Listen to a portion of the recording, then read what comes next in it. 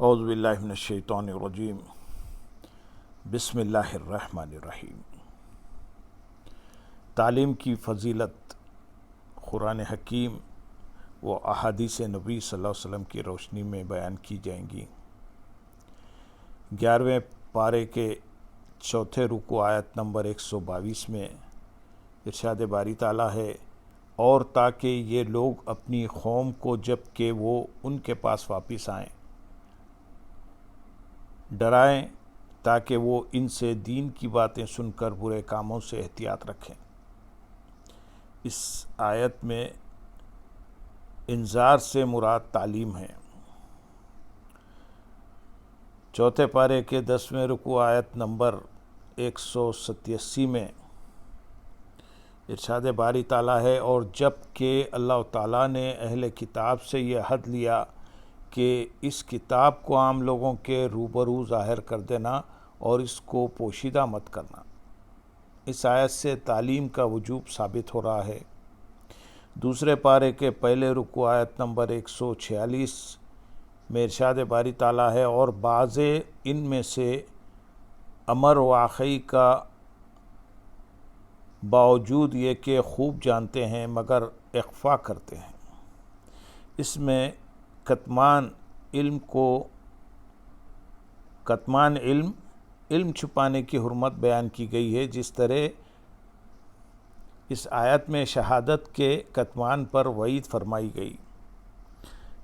تیسرے پارے کے 7ویں رکوع آیت نمبر 283 میں ارشاد ہے، اور جو شخص اس کا اخفا کرے گا اس کا دل گناہ گار ہوگا۔ 24ویں پارے کے 19ویں رکوع آیت نمبر 33 میں ارشاد باری تعالیٰ ہے، اس سے بہتر کس کی بات ہو سکتی ہے جو لوگوں کو اللہ کی طرف بلائے اور خود بھی نیک عمل کرے۔ 14ویں پارے کے 22ویں رکوع آیت نمبر 125 میں ارشاد باری تعالیٰ ہے، آپ اپنے رب کی طرف علم کی باتوں اور اچھی نصیحتوں کے ذریعے بلائیے۔ پہلے پارے کے 15ویں رکوع آیت نمبر 129 میں ارشاد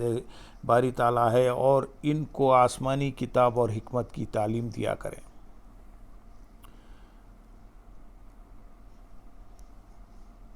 ابو نعیم نے حضور نبی اکرم صلی اللہ علیہ وسلم کا یہ ارشاد نقل کیا ہے کہ آپ صلی اللہ علیہ وسلم نے ارشاد فرمایا، اللہ تعالیٰ نے کسی عالم کو علم عطا کیا ہے تو اس سے وہ عہد بھی لے لیا ہے جو اس نے انبیاء کرام سے لیا تھا۔ صحیح بخاری و مسلم و احمد نے روایت کیا ہے کہ رسول اللہ صلی اللہ علیہ وسلم نے جب حضرت معاذ رضی اللہ تعالیٰ عنہ کو یمن بھیجا تو ان سے ارشاد فرمایا کہ تیرے ذریعے کسی ایک آدمی کو اللہ تعالیٰ ہدایت دے دے تو وہ تیرے لیے دنیا و ما فیہا سے بہتر ہے۔ حضور نبی کرم صلی اللہ علیہ وسلم ارشاد فرماتے ہیں، جو شخص لوگوں کو سکھلانے کے لیے علم حاصل کرے تو اس کو 70 صدیقوں کا ثواب عطا کیا جائے گا۔ آپ صلی اللہ علیہ وسلم نے یہ بھی ارشاد فرمایا، قیامت کے دن اللہ تعالیٰ عابدین اور مجاہدین سے کہیں گے جنت میں داخل ہو جاؤ۔ علماء عرض کریں گے کہ اے اللہ،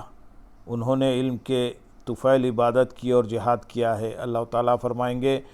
تم تو میرے نزدیک ملائکہ کی طرح ہو، شفاعت کرو، تمہاری شفاعت قبول کی جائے گی۔ پھر وہ سفارش کریں گے اور جنت میں چلے جائیں گے۔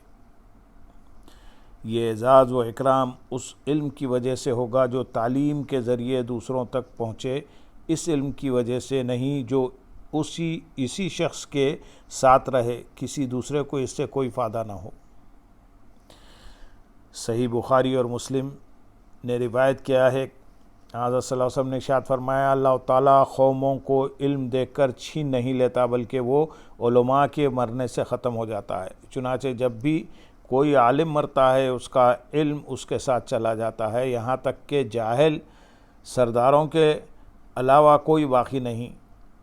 اگر ان سے کوئی پوچھتا ہے تو وہ بغیر واقفیت کے فتویٰ دے دیتے ہیں، خود بھی گمراہ ہوتے ہیں اور دوسروں کو بھی گمراہ کرتے ہیں۔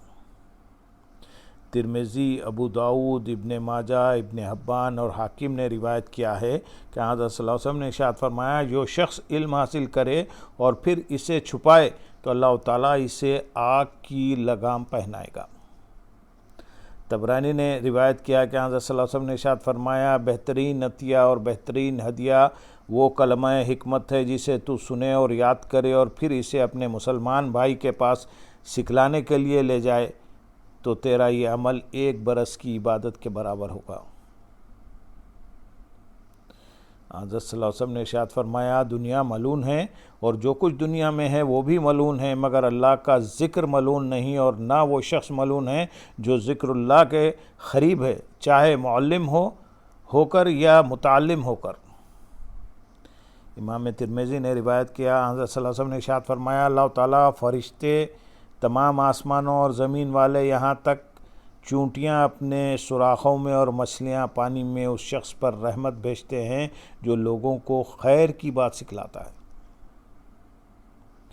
حضرت صلی اللہ علیہ وسلم کا ارشاد ہے مسلمان اپنے بھائی کو اس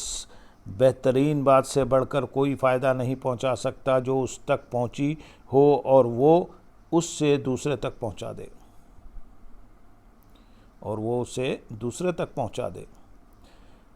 حضرت صلی اللہ علیہ وسلم ارشاد فرماتے ہیں وہ کلمہ خیر جو مومن سنتا ہے اسے دوسروں کو سکھلاتا ہے، اس پر عمل کرتا ہے، اس کے لیے سال بھر کی عبادت سے بہتر ہے۔ ابن ماجہ نے روایت کیا حضرت صلی اللہ علیہ وسلم ارشاد فرماتے ہیں عبداللہ بن عمر رضی اللہ تعالیٰ عنہ سے مروی ہے کہ ایک دن حضرت صلی اللہ علیہ وسلم باہر تشریف لائے تو 2 مجلسیں دیکھیں۔ ایک مجلس میں لوگ اللہ سے دعائیں مانگ رہے تھے اور اس کی طرف متوجہ تھے، دوسری مجلس میں لوگ پڑھا رہے تھے۔ آپ صلی اللہ علیہ وسلم نے ارشاد فرمایا یہ لوگ تو دعائیں کر رہے ہیں، اگر وہ چاہے ان کو دے اور چاہے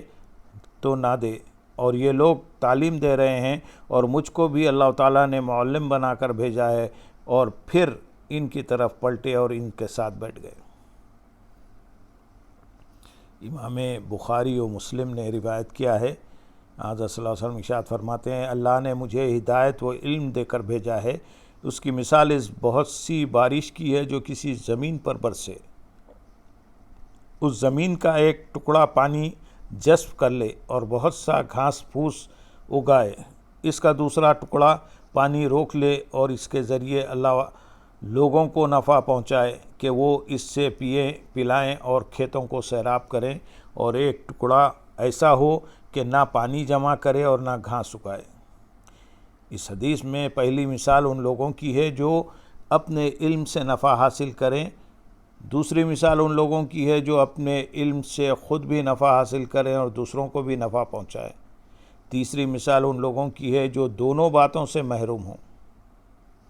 امام مسلم نے روایت کیا حضرت صلی اللہ علیہ وسلم ارشاد فرماتے ہیں جب ابن آدم مر جاتا ہے تو اس کے عمل کا رشتہ منقطع ہو جاتا ہے، مگر 3 چیزوں سے منقطع نہیں ہوتا، ایک اس علم سے جس سے اوروں کو فائدہ ہو، ایک صدقہ جاریہ سے، ایک صالح اولاد سے جو اس کے لیے خیر کی دعا کرے۔ امام ترمذی وہ امام مسلم و امام ابو داؤد نے روایت کیا کہ حضرت صلی اللہ علیہ وسلم ارشاد فرماتے ہیں خیر کی طرف رہنمائی کرنے والا ایسا ہے جیسا خیر پر عمل کرنے والا۔ امام بخاری و مسلم نے روایت کیا ہے حضرت صلی اللہ علیہ وسلم ارشاد فرماتے ہیں حسد یعنی غبطہ صرف 2 ہی شخصوں پر ہونا چاہیے، ایک اس شخص پر جسے اللہ نے حکمت عطا کی ہو، اس کے موجب وہ عمل کرتا ہو اور لوگوں کو سکھلاتا ہو، دوسرا وہ شخص جسے اللہ نے مال عطا کیا ہو پھر اسے راہ خیر میں لٹانے پر مسلط کر دیا ہو۔ حضرت صلی اللہ علیہ وسلم ارشاد فرماتے ہیں میرے خلفاء پر اللہ کی رحمت ہو۔ عرض کیا گیا یا رسول اللہ صلی اللہ علیہ وسلم آپ کے خلفاء کون ہیں؟ فرمایا وہ لوگ جو میری سنت کو زندہ کرتے ہیں اور اسے اللہ کے بندوں کو سکھلاتے ہیں۔ اللہم صلی علی سیدنا محمد وعلی آلہ سیدنا محمد وبارک وسلم۔